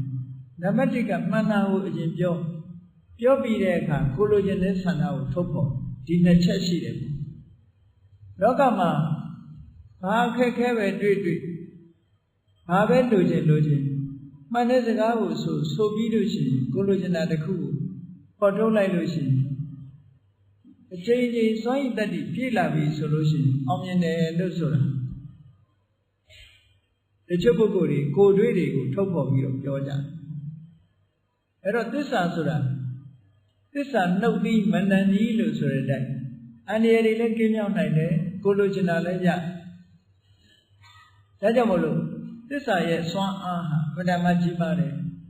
တခြားဟာတွေပြောရင်မှန်ချင်မှမှန်ပဲဘုရားကုံကိုခုကထုတ်ဖော်ပြီးတော့ပြောလိုက်တာဒါကြောင့်ယံကိစီဝိတံဣဒဝါပုရဝါတက္ကေတုဝါယံရတနံပဏိတံကမ္ဘာလောကကြီးမှာရှိသည်မျှသောယရနာတွေအလွန်မော်မြတ်ပေမဲ့မြတ်စွာဘုရားဆိုတဲ့ယရနာနဲ့တူတာတော့တစ်ခုမှမရှိဘူးအဲ့ဒီလိုယရနာတွေတဲ့တာလွန်နဲ့နှစ်သက်ွယ်ကောင်းတဲ့ညနိုးွယ်ကောင်းတဲ့အခြေအနေဟာမြတ်စွာဘုရားမှာတွေ့နိုင်တဲ့အထူးခြားမော်မြတ်တဲ့ယရနာပါပဲလို့ဒီစကားဟာမှန်ကန်တဲ့စကားဖြစ်တယ်ဧတေနသစ္စေနသောတိဟောတုဒီမှန်ကန်သောစကားကြောင့်ဒုက္ခရောက်နေတဲ့တ attva တွေအာလုံးချမ်းသာဒုက္ခရကြပါစေလို့ဟောဒီလိုသစ္စာဆိုအဲ့ဒီလိုသစ္စာဆိုလိုက်လို့ဝေဒာလီပြည်မှာကြာရောက်နေတဲ့ဘေးဆိုးကတ်ဆိုးကြီးပပျောက်ခဲ့ဘူးတဲ့ပေါ့အဲ့တော့ဒီကနေ့ခေတ်မှာလည်းပဲဒါကိုအသုံးချမယ်ကြိုးကြည်ကြည်နဲ့ဒီတိုင်းလိုက်တာကျင့်သုံးမယ်ဆိုလို့ရှိရင်ဒီကနေ့ခေတ်မှာလည်းပဲအန္တရာယ်တွေပျောက်ကင်းပြီးတော့ကောင်းကျိုးချမ်းသာတွေကိုရနိုင်မယ်ဆိုတာဘုန်းကြီးတို့တွေမှတ်သားကြရမှာဖြစ်တယ်။ဒါဘုရားနဲ့ပတ်သက်ပြီးတော့ဒီနေရာမှာလောကမှာရှိသမျှယရနာတွေထဲမှာဘုရားယရနာနဲ့တူတဲ့ယရနာမရှိဘူး။မြတ်စွာဘုရားရဲ့ဂုဏ်ဆိုတာအမတန်ကိုယရနာထိုက်ပါပေတယ်။အမြတ်ဆုံးသောယရနာထိုက်ပါပေတယ်။ဤမှန်ကန်သောစကားကိုဆိုရသောကြောင့်တတ္တဝါတွေချမ်းသာကြပါစေလို့ဟောတယ်လို့ပြောလို့ရဖြစ်တယ်ပေါ့။အဲ့ဒါလို့ပြောလိုက်တာနဲ့ပဲဝေဒာလိပြည်မှာယောဂဖြစ်နေတဲ့ပုဂ္ဂိုလ်တွေကယောဂတွေကြောက်ပြင်းတော့အစွမ်းတကူဟာအမတန်မှပြည့်ရဲ့အစွမ်းတကူဟာအမတန်မှထက်ပါတကယ်လို့ရင်တကယ်ဖြစ်တယ်တဲ့ဒါနဲ့ပတ်သက်လို့ပြည့်ရဲ့အန္တရာယ်ကင်းပုံလေးတစ်ခုပြောပြဘုန်းကြီးတို့ရန်ကုန်မှာဂျုံနေတာလေးတစ်ခုပြောပြဒါဘုရားဟောတဲ့တရားတော်ရဲ့စံတတိတွေရန်ကုန်ရှင်းမိုင်မှာဂျန်ရှင်း8ဆိုတာရှိဂျန်ရှင်း8ရှင်းမိုင်က shopping center ကြီးတစ်ခုရှိတယ်ထပ်ပေါင်း17ထပ်ရှိတဲ့ထဲမှာခုနှစ်လွာမှာဘယ်သူမှမရှိဘူးနေ့အခါမှာကုမ္ပဏီတစ်ခုကနေပြီးတော့ကွန်ပျူတာတွေရောင်းတဲ့ကုမ္ပဏီတစ်ခုကနေနေ့မှာရုံးဖွင့်ထားအဲ့ဒီခုနှစ်လွာကရကြတဲ့အခါကျတော့ဘာဖြစ်လဲလို့ဆိုအပေါ်ကပစ္စည်းတွေရွှေ့စပွဲတွေရွှေ့ကလထိုင်တွေရွှေ့ဘုံတိုင်းကျဲနေတယ်6လွာကလူတွေကအဲ့လိုမရဘူးတက်ကြည့်တော့လည်းဘယ်သူမှမရှိဘူးသို့တော့ရတဲ့ကောင်ကြောလာလို့ရှိရင်အဲ့ဒီပေါ်မှာဘုံတိုင်းကျဲနေတယ်အဲ့ဒါနဲ့ဘုန်းကြီးတို့စီကိုလာပြီးတော့ပြင့်တဲ့အခါကျတော့ဒါပရိတ်ကြီးလည်းရွတ်လို့မရဘူးပရိတ်ကြီးလည်းမရွတ်နဲ့ပေါ့ဒါဒီနှောက်ရက်ပေးနေတဲ့ပုဂ္ဂိုလ်တွေရှိတယ်ဒါကြောင့်မို့လို့သူတို့ကိုအရင်မေတ္တာပို့ရမယ်မေတ္တာပို့ပြီးတော့အမြတ်တမ်းအရင်ဝေရမယ်လို့ဘုန်းကြီးတို့တန်ခါ၅ပါးပြည်ပြည်ဆိုင်ရာဒေသဝါဒဘုရားသာသနာပြုတဲ့ကဲ့သို့ပါအပိနဲ့အဲ့ဒီသွားကြညနေပိုင်းမှာသူတို့သင်္ကန်းတို့ဆန်းတို့အဲ့ဒါတွေတန်ခိကအဖြစ်တူဖို့စီမံထားတယ်ဘုန်းကြီးတို့ကအဲ့ဒီမှာညမှာနှောက်ရက်နေတဲ့ပုဂ္ဂိုလ်တွေအားလုံးလာပါဒီကိုသီလလာယူပါသီလယူပြီးတော့အမြတ်လာယူပါလို့ဆိုပြီးတော့ဖိတ်ခေါ်ပြီးတော့ပရိတ်အရင်မရွတ်သေးပဲနဲ့သူတို့အားလုံးတက်ရောက်တဲ့လူတွေ နဲ့အတူပေါ့လေသူတို့သီလယူခိုင်းတယ်ယူခိုင်းပြီးတော့ကုသိုလ်ကောင်းမှုရဲ့အဖို့ကိုသူတို့အတွက်ဒါကုသိုလ်လုပ်ပေးတယ်လို့ဆိုပြီးတော့အမျှဝေတယ်အမျှဝေပြီးတဲ့အခါကျတော့မှတို့အခုခါပရိတ်ရွတ်တော့မယ်ပရိတ်ရွတ်ပြီးတော့ပရိတ်ရည်နဲ့ဖြမ်းမယ်အဲ့ဒီနောက်မှာတော့ဒီလိုဝုန်းတိုင်းကျဲတာတွေလုပ်လို့မရတော့ဘူးချမ်းသာရမှနေကြအမျှကုသိုလ်ကိုခံယူပြီးတဲ့အခါလွတ်လွတ်လပ်လပ်ချမ်းသာတာဘယ်သူမှနှောက်ယှက်မပေးဘဲနဲ့ချမ်းသာရမှနေကြပါလို့မမြင်ရပေမဲ့လို့ဒီလိုပြောရတာနော်အဲ့ဒါလိုပြောပြီးတော့အမြတ်တမ်းပေးဝေပြီးပရိတ်ရွတ်တယ်ပရိတ်ရွတ်ပြီးတဲ့အခါကျတော့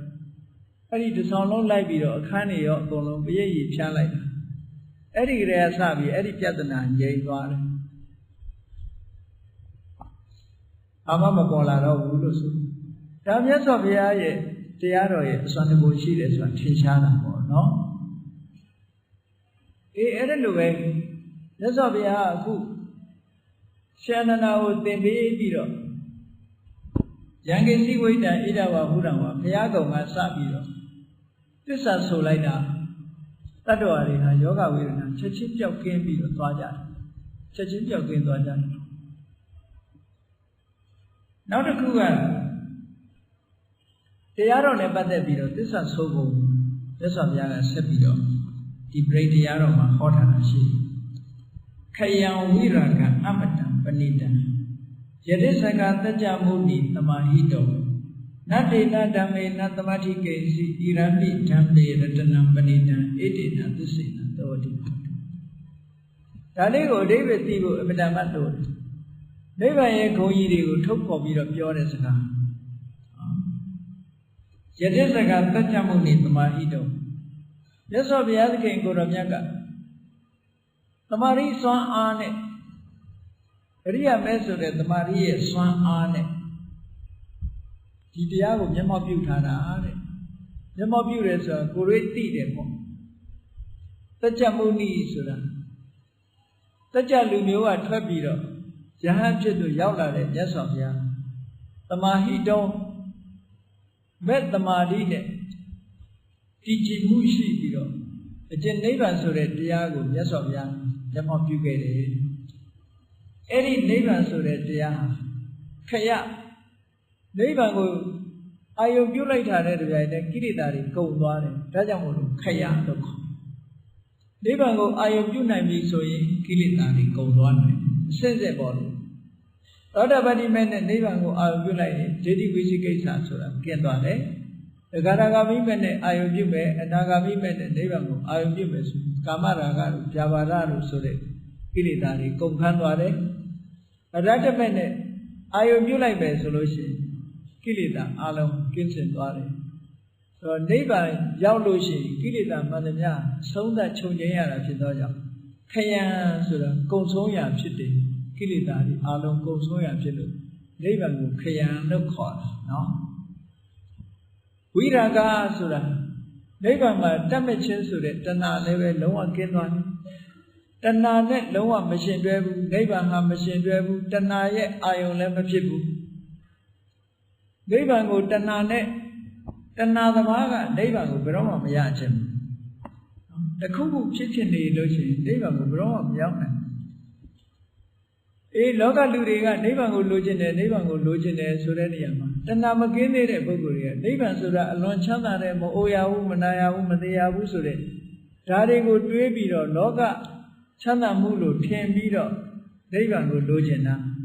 တကယ်နိဗ္ဗာန်မှာဘာမှမဖြစ်တော့ဘူးဆိုရင်မလိုချင်ဘူးဘုန်းကြီးတို့ရွာကတက္ကမကြီးတယောက်လိုပဲနိဗ္ဗာန်မှာဆေးလိပ်တောက်လို့ရသလားလို့မေးနိဗ္ဗာန်ဆိုဘယ်လိုဆေးလိပ်တောက် no smoking area အဲ့တော့နိဗ္ဗာန်မှာသူကဆေးလိပ်မှမတောက်ရရင်နိဗ္ဗာန်ကိုမသွားခြင်းဘူးတဲ့တဏှာအတွေးနဲ့တွေးတာလေသူကအဲ့တော့နိဗ္ဗာန်မှာဝိရာဂလုံးဝတွေ့တာမှုတွေလုံးဝနိဗ္ဗာန်နဲ့ဆက်ဆက်လို့မရဘူးဝိရာဂရာဂတွေနဲ့လုံးဝဆက်ဆက်မရှိဘူးလို့ဒီလိုဆိုလို့ဒါနိဗ္ဗာန်ရဲ့ဂုဏ်ကြီးတစ်ခုပဲနောက်နိဗ္ဗာန်ရဲ့ဂုဏ်ကြီးတစ်ခုကနိဗ္ဗာန်ဟာ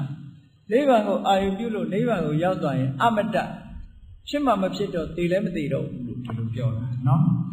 နောက်ပဏိတ နိဗ္ဗာန်ကအလွန်နှစ်သက်ကျေနပ်เสียကောင်းတယ်တဲ့ရောင်ရဲတင့်တယ်မှုမရှိတော့အလွန်နှစ်သက်เสียကောင်းတယ်အဲ့တော့ခယံဝိရာကအမတံပဏိတံဆိုတဲ့ဂုံကြီး၃ခုဟာဂုံကြီး၄ခုဟာ၄မျိုးဟာနိဗ္ဗာန်ရဲ့ဂုံကြီး၄မျိုးပဲအဲ့ဒီဂုံကြီးပြည့်ဝတဲ့တရားတော်မြတ်စွာဘုရားသခင်ကိုရောမြတ်ရရှိခဲ့တယ်အဲ့ဒီနိဗ္ဗာန်ရဲ့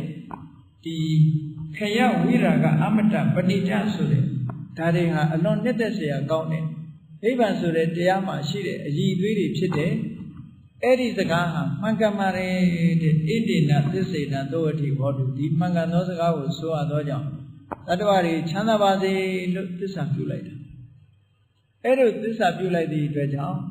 ဝေသာလီပြည်မှာယောဂဖြစ်နေတဲ့ပုဂ္ဂိုလ်တွေဟာအကုန်လုံးယောဂပျောက်သွားတယ်သစ္စာရဲ့တကုံနော်အဲ့တော့အဓိပ္ပာယ်ကိုသိသိနဲ့ဒီလိုရွတ်ဖို့လိုအပ်တယ်ဘာကိုဆိုလိုတာလဲဆိုသိနောက်တစ်ခုကတရားကုံတော်နဲ့ပတ်သက်တဲ့ဂါရနှစ်ပုဒ်ပဲနောက်တစ်ခုကဘာလို့ဆိုလို့ရှိရင်ယံဗုဒ္ဓတိထောပရိဝဏယေသူစိတ်တမာတိမန္တရိကညမတမာတိနာဒေနသမောနာဝိစတိဣရံပိဓမ္မေရတနံပဏိတံဣတိနာသစ္စေနသောတိဟောတုဆိုတဲ့စကားအဲ့ဒီမှာဗုဒ္ဓတိထဆိုတာမြတ်စွာဘုရားအမတန်ထူးမြတ်တဲ့မြတ်စွာဘုရားဒီတမာရီစွမ်းအားကိုအမြဲတမ်းချီးမွမ်းပြီးတော့ပြောကြားတယ်ပရိဝဏေယိချီးမွမ်းပြောကြားတယ်အဲ့ဒီတမာရီတရားဟာဘာတမာရီတရားလဲဆိုမဲ့တမာရီတရားမဲ့နဲ့ရှင်တဲ့တမာရီတရားဒီဖိုးကိုစွမ်းဆောင်ပြီးတော့ပေးတယ်ဖိုးဆိုတဲ့အကျိုးကိုမပေးဘဲနဲ့ဘယ်တော့မှရဆိုင်တာမရှိဘူးမဲ့ပေါ်လာပြီးတဲ့နောက်ဖိုးဟာဂိမ်းနေပေါ့ဂိမ်းနေအကျိုးကိုပေးတယ်ဒါကြောင့်မို့လို့အာနန္တရိကလည်းသူဖြစ်ပြီးတဲ့အချမ်းမဲ့မှာအကျိုးတစ်ခုကိုထုတ်လုပ်ပေးတယ်အဲ့ဒီမဲ့တမာတိဒီနေရာမှာတမာတိကိုဥတည်ပြောပေးမယ်လို့မက်စိတ်ကိုပြောတာပါနော်အဲ့ဒီမဲ့တမာတိဟာမက်စိတ်နဲ့ရှင်တဲ့တမာတိစွမ်းအားဟာကိလေသာတွေကိုဖယ်ရှားပြစ်နိုင်တဲ့တမာတိစွမ်းအားဖြစ်ပြီးတော့မက်စိတ်ပေါ်လာတာနဲ့တပြိုင်တည်းမက်စိတ်ချုပ်သွားတာနဲ့တပြိုင်တည်းဖို့စိတ်ဆိုတဲ့အကျိုးကိုလည်းပဲဆက်လက်ဖြစ်ပေါ်စေတယ်အဲ့ဒီတမာတိစွမ်းအားနဲ့တူတဲ့စွမ်းရည်တတ္တိရှိတဲ့တရားမျိုးဆိုတာမရှိဘူးတဲ့တရားတော်မှာမက်စိတ်ဆိုတဲ့မက်တရားတော်ပေါ်မှာမက်ကဓမ္မမှာဒီလိုနှစ်သက်စရာကောင်းတဲ့စေတနာမျိုးတွေရှိတယ်ပေါ့ဒါမှန်ကန်သောစကားကိုဆိုလိုက်တာလေမက်နဲ့ပတ်သက်ပြီးဣတိနာသစ္စေနာသောဝတိဟောတုမက်စိတ်နဲ့ပတ်သက်ပြီးတော့ယုံကြည်ချက်တစ်ခုနော်ဝိပဿနာကျင့်စဉ်တစ်ခုကိုကျင့်လိုက်လို့ဘုန်းကြီးတို့တွေရဲ့တဏ္ဍာမှာသောတပတ္တိမဲ့ဖြစ်မယ်သဂရဂါမိမဲ့ဖြစ်မယ်အနာဂါမိမဲ့ဖြစ်မယ်အရဟတမဲ့ဖြစ်မယ်အဲ့ဒီရစမအနာဂါမိသောတပတ္တိမဲ့သဂရဂါမိမဲ့အနာဂါမိမဲ့ဆိုတဲ့မက်စိတ်နဲ့ရှင်းလာတဲ့တမာတိစွမ်းအားဟာအမြဲတမ်းကြီးမားတယ်အဲ့ဒီမက်စိတ်ချုပ်တာနဲ့တပြိုင်တည်းဖို့စိတ်ဆိုတဲ့အကျိုးကိုချက်ချင်းပေးတယ်ဒါကြောင့်မလို့ဒီမက်ကတမာတိနဲ့အလားတူတဲ့စွန့်ရည်တတ္တိရှိတဲ့တရားမျိုးဟာလောကမှာမရှိပါဘူးတဲ့ဒါကြောင့်မလို့ဒီမှန်ကန်သောဒါဟာနှစ်သက်စရာကောင်းတဲ့မက်တရားရဲ့နှစ်သက်စရာကောင်းတဲ့ယရနာတစ်မျိုးဖြစ်ပါလေအဲ့ဒီမှန်ကန်သောစကားကိုဆိုရသောကြောင့်တတ္တဝါတွေချမ်းသာကြပါစေလို့ဒီလိုသစ္စာဆိုလိုက်တာအဲ့တော့ဘုရားကုံကိုအာရုံပြုပြီးတော့သစ္စာဆိုတယ်တရားကုံကိုအာရုံပြုပြီးတော့သစ္စာဆိုတယ်ဒီလိုသစ္စာဆိုဖို့ဆိုနည်းတွေကိုမြတ်စွာဘုရားကဒါနမူနာအနေနဲ့ဟောတာကိုယ့်ဘာကိုအားလုံးကြည့်ပြီးတော့လည်းပဲသစ္စာဆိုလို့ရတယ်ကိုကြည်တတ်တဲ့ကိုသိတဲ့တရားကိုလည်းပဲသစ္စာဆိုလို့ရတယ်ကိုကြည်ညိုတဲ့မြတ်စွာဘုရားရဲ့ဂုဏ်တစ်ခုကိုဆိုပြီးတော့လည်းသစ္စာဆိုလို့ရတယ်ဆိုပါစို့မြတ်စွာဘုရားသခင်ကိုရောမြတ်သည်စိတ်ွယ်ရအရ၌တော်လဲအကုသိုလ်အမှုကိုပြုတော်မမူဒါကြောင့်မို့အရဟံဆိုတဲ့ဂုဏ်ထူးနဲ့ပြည့်စုံပါနဲ့ဤမှန်ကန်သောစကားကိုဆိုရသောကြောင့်တတ္တဝါတွေချမ်းသာကြပါစေဟောကိုရတဲ့ဣတိပိသောနဲ့လည်းပဲဒီလိုဆိုလို့ရဟောတရားပုံတွေကိုအာယုံပြုပြီးတော့လည်းပဲသစ္စာဆိုလို့ရမယ်ဒါယရဏတုတ်မှာသစ္စာဆိုပြီးတော့တတ္တဝါတွေအန္တရာယ်ကင်းအောင်လုပ်ကိုနေစဉ်နဲ့အမျှလည်းပဲအန္တရာယ်ဆိုတာကြုံတတ်တယ်ဒါကြောင့်မို့လို့အန္တရာယ်မကြုံရလေအောင်ဒီသစ္စာတရားတွေကိုအသုံးချပြီးတော့နေစဉ်နဲ့အမျှ ချမ်းသာဖို့တတ္တဝါတွေအားလုံးမိမိနဲ့မိမိပတ်ဝန်းကျင်မှာရှိတဲ့တတ္တဝါတွေချမ်းသာကြပါစေလို့ဒီပရိတရားတော်ကိုရွတ်ပတ်တရေစေပြီးတော့ဒီတိုင်းအတိပ္ပယ်သိသိနဲ့လိုက်နာကျင့်သုံးအမတန်မှတန်ဖိုးရှိပါတယ်အေးဒါကြောင့်မလို့တရားချစ်ခင်သူတော်စင်ပြိဿပေါင်းလို့ယရဏတုတ်အနှစ်ချုပ်ဒီနေ့ပထမပိုင်းရံကိစီဝိတ္တံဣဒဝါပုဒ္ဓဝါယေခယံဝိရကအမတံပဏိတံယံဗုဒ္ဓသင်္ထောပရိဝဏီသူစိန်သမာဓိအဲ့ဒီကာရသုံးဖို့ဖြင့်သစ္စာဆုံးဖို့ကိုရှင်းလင်းဟောကြားပြီးဖြစ်ပါတယ်ဒါကြောင့်မို့တရားချစ်ခင်သူတော်စင်ပြိဿတို့သစ္စာရဲ့စွမ်းအားကိုအမတန်မှကြီးမားတာကိုသိရှိပြီးတော့တို့တွေဟာသစ္စာရဲ့စွမ်းအားကိုသုံးချပြီးတော့မမြင်နိုင်တဲ့ဘေးရန်အန္တရာယ်တွေလွတ်မြောက်လို့ဘက်ကုန်နိဗ္ဗာန်ရာကြောင်းဖြစ်တဲ့သူတော်ကောင်းအကျင့်တရားတွေကိုချမ်းချမ်းသာသာနဲ့ကျင့်ကြံကြိုးကုပ်အားထုတ်နိုင်အောင်ကြိုးစားကြရမယ်လို့ကိုယ်စီသဘောကျပြီးတော့သစ္စာတရားအမိထားလို့ကျမ်းမာချမ်းသာအောင်ကုသိုလ်တရားတွေနိဗ္ဗာန်ကိုမျက်မှောက်ပြုနိုင်အောင်ကျင့်ကြံကြိုးကုပ်အားထုတ်တော်မူနိုင်ကြပါစေကုန်သတည်း